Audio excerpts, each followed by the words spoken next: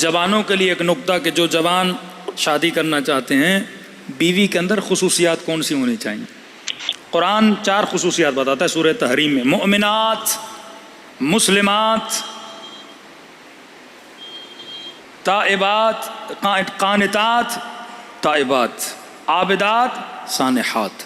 5 خصوصیتیں بتاتا ہے. اے مومن، جب شادی کرنے جاؤ بیوی کیسی ہونی چاہیے؟ پہلی صفت مومن ہونی چاہیے، صاحب ایمان ہونی چاہیے. دوسری صفت مسلمات. اب مومن اور مسلم میں فرق ہے. مومن ایمان، علی بن طالب پر ایمان ہے، رسول خدا پر ایمان ہے، ہاں، لیکن مسلم ہے کہ نہیں؟ مطلب جس چیز پر ایمان ہے اسے تسلیم بھی کرتی ہے کہ نہیں؟ ایک مرتبہ ہر بندہ کہتا ہے نماز ہے بھائی، نماز ہے، پر پڑھتا نہیں ہے، تسلیم نہیں کرتا. کہا مومنات، مومن عورتیں، مسلمات جو حکم خدا کو تسلیم بھی کریں، قانتات جن کے وجود میں خضوع بھی ہو. اب عورت شادی تو کر لیتی ہے، شوہر سے بے احترامی کرتی ہے، بے ادبی کرتی ہے، لڑتی ہے، نہیں، خاضع ہونا چاہیے. کسی مومن نے کہا مولانا اب کیسے پتا چلے یہ خصوصیات اس میں ہیں کہ نہیں؟ میں نے کہا آسان فارمولہ ہے، اس کی ماں کو دیکھو، جس نے اس کی تربیت کی اسے دیکھو. اب ایک جوان تھا بیچارے نے شادی کر لی، ہمارے کہنے پر اس کی ماں کو دیکھ کر بیوی نے بہت سارے بیچارے کو رنگ دکھائے، پریشان ہو گیا کہ مولانا ہم نے تو ماں کو دیکھ کے کی تھی. میں نے کہا بندے خدا، ماں کو دیکھنے کا مطلب یہ ہے کہ یہ دیکھو کس نے پالا تھا. اور بعد میں پتا چلا بچی کو ماں نے نہیں پالا تھا، خالہ نے پالا تھا. کس کی گود میں تربیت پائی ہے؟ ماں کا مطلب یہ ہے کہاں پہ اس بچی نے تربیت پائی ہے. پالنے والا کون ہے؟ کیونکہ اس کے اندر پالنے والے کی صفات پائی جاتی ہیں. علی کو مصطفیٰ نے پالا تھا، مصطفیٰ کو ابو طالب نے پالا تھا. ہاں،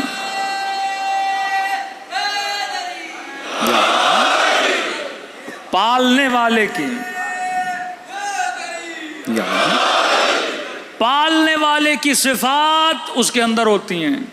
آسان، یعنی آپ کو شارٹ کٹ بتا رہا ہوں جب جوان رشتے کے لیے جائیں. پہلی صفت مسلم، دوسری صفت مومن، تیسری صفت قانت، مطلب خاضع بھی ہو. خواتین کے لیے پڑھ رہا ہوں. ایک خاتون ہے رسول خدا کے پاس، یا رسول اللہ مردوں کے لیے اتنی نعمتیں، کہ کتنی نعمتیں تمہارے لیے بھی ہیں. یا رسول اللہ آپ اتنے فضائل پڑھتے ہیں مجاہدوں کے، شہید کا یہ رتبہ، شہید کا وہ رتبہ، شہید کا اتنا بڑا درجہ، قیامت میں شہید کو اتنے ملائک ریسیو کرنے آئیں گے. یا رسول اللہ ہمارے اوپر تو جہاد واجب ہے ہی نہیں، ہم تو شہید ہوں گی نہیں. جب شہید نہیں ہوں گی تو یہ کیسا انصاف ہے، اللہ نے ہمیں محروم کیا. کہا ان کا جہاد اور ہے، تیرا جہاد اور ہے. میدان جنگ میں جا کر لڑنا یہ مرد کا جہاد ہے.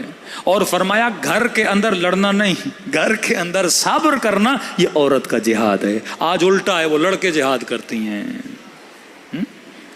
صبر کرنا، شوہر بدتمیز ہے، بھئی یہی تو تیرا جہاد ہے، صبر کر. مرد میدان جنگ میں تیر کھاتا ہے، گولیاں کھاتا ہے، بدن کٹتا ہے. تیری بھی شادی ہوتی ہے، کبھی نند کی باتیں سننی پڑتی ہیں، کبھی سانس کی سننی پڑتی ہیں، کبھی اس مرد کی بد اخلاقی سننی پڑتی ہے. صبر، یہی تو تیر ہے نا جو تیری طرف آ رہے ہیں. ان کو تیر سمجھ کے اپنے وجود پہ لو اور کہو خدا میں کیا کر رہی ہوں، صبر کر رہی ہوں. پھر سیدہ فرماتی جب مر جائے گی اسے شہید کا رتبہ دیا جائے گا. عورت کا جہاد شوہرداری، بہترین شوہرداری کرے گی، صبر کرے گی، بیٹی کو صبر سکھائے گی. لیکن اگر یہی ماں شوہر کو گالیاں دے اور بیٹی سنے اور یہ بیٹی بڑی ہو جائے اور جب شوہر کے گھر جائے گی وہ بھی وہی کام کرے گی نا جو ماں نے کیے تھے. یہ تیرا جہاد ہے. اب یہ نہیں کہ مرد بولے تیرا جہاد ہے تو لے تیر میں دے رہا ہوں تجھے، ایسا بھی نہیں ہے.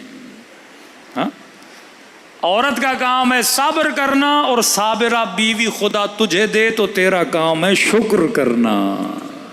ہاں، ایمان کے 2 پر ہیں نا، ایک صبر کا پر، ایک شکر کا پر. صبر کر. ایک جگہ ہمارے استاد مجلس پڑھنے گئے، مجلس پڑھی، بھائی ایک مجتہد تھے، اس کی بیوی بڑی بدتمیز تھی، لوگوں کے سامنے بدتمیزی کی. اس کے بھائی نے بڑی غیرت کی کہ تو بڑا عجیب شوہر ہے، میری بیوی ہوتی میں طلاق دے دیتا، تجھے تو غصہ بھی نہیں آتا؟ جائز غصہ، ناجائز غصہ. کبھی کبھی آپ کو غصہ آتا ہے، اگلے کو نہیں آتا. اس نے کہا دیکھ تیری فکر اور ہے، میری فکر اور ہے. تجھے غصہ آتا ہے تو اپنی انسلٹ مانتا ہے.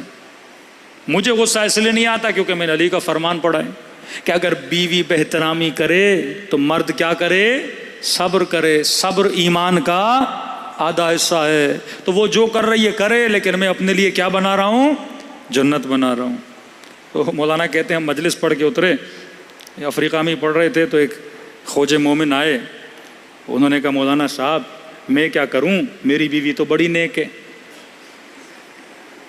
ہاں مجھ سے تو بدتمیزی کرتی نہیں ہے، تو میں یہ ثواب کیسے کماؤں؟ ہاں اب بھائی ثواب کمانے کے لیے کسی کا گندا ہونا ضروری نہیں ہے. تو مولانا نے کہا کہ دیکھو اس کی بیوی بدتمیز تھی تو ایمان کا آدھا حصہ صبر ہے، تیری بیوی اچھی ہے، ایمان کا آدھا حصہ شکر ہے. ہاں ہر حال میں اللہ کا کیا ادا کیا کر، یا صبر ہے یا شکر ہے، دونوں پر تیرے پاس ہیں. یہ تیرا عورت کا جہاد کیا ہے؟ تو پہلی صفت مومن، دوسری صفت مسلم، تیسری صفت قانت خاضع، چوتھی صفت تائبات، اہل توبہ ہو. اہل توبہ کا مطلب جو غلطی کرے اسے غلطی کا احساس ہو. ضدی عورت سے شادی نہ کرنا جو اٹک جائے. ہاں غلطی کی ہے بندہ، غلطی پہ صبر کرے. عابدات جو اللہ کی عابدہ عورت ہو، نمازی ہو، متقی ہو، پرہیزگار ہو، اہل مصلی ہو، اہل ذکر پروردگار عالم ہو. کیونکہ شکم میں 9 مہینہ اس نے ایک بچے کو پالنا ہے. اب شکم میں بچہ ہے، اگر یہ عابد نہیں ہوگی، عبادت نہیں کرے گی، بچے پہ اثر کیسے پڑے گا؟ تاریخ انسانیت کا آج کے زمانے کا سب سے چھوٹا حافظ قرآن محمد حسین طباطبائی، جس نے 4 سال میں پورا قرآن حفظ کیا. تو یہ کمال کس کا تھا؟ محمد حسین طباطبائی کا نہیں تھا، یہ اس کی ماں کا کمال تھا. لوگوں نے کہا بچہ پڑھنا نہیں جانتا، حافظ قرآن کیسے بنا؟ کہ جب یہ میری شکم میں ہوتا تھا یا میں قرآن پڑھتی تھی یا میں قرآن سنتی تھی. بچہ کیا بنا؟ حافظ. آپ کے دلوں میں کیوں امام حسین کا عشق ہے؟ کبھی سوچا ہے؟ جوانی سے عاشق حسین ہو، بچپن سے عاشق حسین ہو. جب تو اپنی ماں کی شکم میں تھا اور محرم کا مہینہ آتا تھا، وہ شکم میں اٹھا کر فرش عزائے حسین پہ تجھے لاتی تھی. شکم میں بھی تو نے حسین کی آوازیں سنی ہیں، اور پیدا ہونے کے بعد 2 سال تک تجھے دودھ پلایا. ان 2 سالوں میں بھی تو محرم آیا ہوگا نا. وہ رو بھی رہی تھی، حسین کا نام لے بھی رہی تھی، اور اس دودھ میں حسین کی محبت کو ملا کے تجھے پلا بھی رہی تھی. ہاں یہ اثر رکھتا ہے. تو انسان کو سوچنا چاہیے. عابدات سانحات، اس کا مطلب سانحات کا مطلب یہ ہے جو روزے دار ہو، مطلب تابع حکم پروردگار عالم ہو. ایسی عورت کا انتخاب کرنا، پھر نسلیں تیری کیا بنتی ہیں؟ پاک و پاکیزہ. صلوات پڑھے محمد و آل محمد.